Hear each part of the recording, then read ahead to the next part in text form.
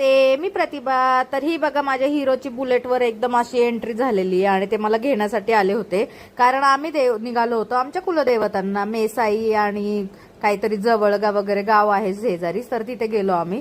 तिथे मस्तपैकी गेलो, दर्शन घेतलं, ओटी वगैरे भरली मी. आणि मला हा माणूस आहे ना, या माणसाने माझ्यासाठी एवढं काय केलंय ना, म्हणजे एकाच शब्दात सांगते की ह्या माणसामुळे आज मी जिवंत आहे. तर तिथून मग आम्ही निघालो शेतामधल्या देवाकडे आणि मग तिथे आम्हाला हे गाई बैल वगैरे दिसले. तर आहो, आणि मी म्हंटल की ह्यांना थोडी वैरण टाकूयात आणि पाणी वगैरे देऊ, कारण लगीन घर होतं तर त्यांच्याकडे दुर्लक्ष होऊ नये म्हणून आम्हाला त्यांची काळजी वाटली. सो आहो मस्तपैकी त्यांना चारा वगैरे दिला आहोंनी. आणि मग तिथून मग निघालो तर मला दिसली ज्वारी. मग आहो म्हटले की तू हुरडा खायला जे 800 रुपये दिले ना बाहेर, तो हा हुरडा आहे बघा, शेतामध्ये असाच असतो. मग मी खाल्लं, मस्त टेस्ट लागत होती. आणि मग तिथून निघालो आम्ही दोघे दुसऱ्या देवीकडे, म्हणजे एकदम झाडाझुडपात देवी, म्हणजे तुकाई देवी आहे आणि नागोबा म्हणून पण देव आहे.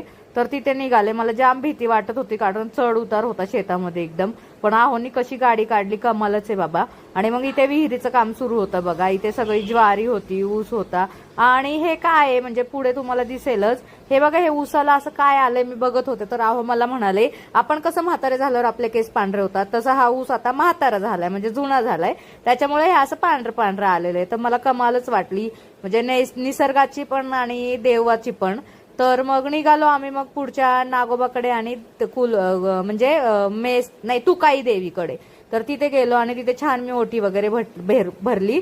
तर आम्ही गेलो होतो त्यांना लग्नासाठी आमंत्रण द्यायला. तर छान तिथे चुडा वगैरे दिला होता सासूबाईंनी, चोळी दिली होती. तर मस्तपैकी मी अशी ओटी भरली. ते मुंडावळ्या पण ठेवल्या जातात, मुंडावळ्या पण ठेवल्या. आणि मी खूप मनापासून करत होते कारण मला खूप आदर वाटतो. कारण मला माझ्या आहो आहेत ना, खूप स्टोरी सांगत असतात जुनी.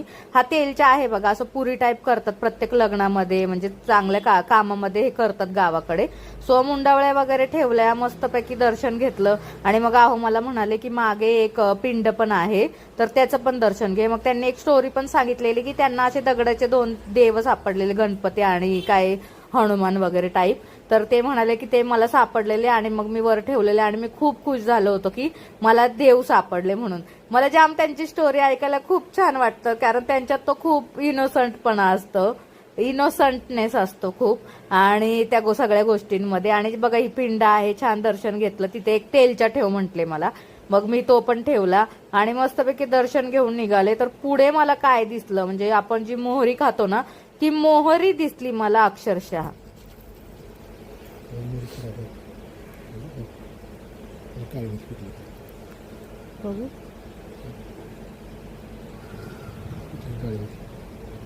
काय हे मोहरी आपण खातो ती, खाऊन बघू का? मोहरीचे दाणे काळे होतात, पिकले आणि हिरवे. आणि मी मोहरी खाऊन बघितली. त्याच्यानंतर पुढे आल्यावर आहो म्हटले मला, तुला फुगा फोडायचा आहे का? मी लहानपणी खूप हे फुगे फोडलेत बघ म्हटले. आणि मग ते मला दाखवत होते एकदम लहानपणीचा खेळ. ते म्हटले मला फुगे भेटत नव्हते.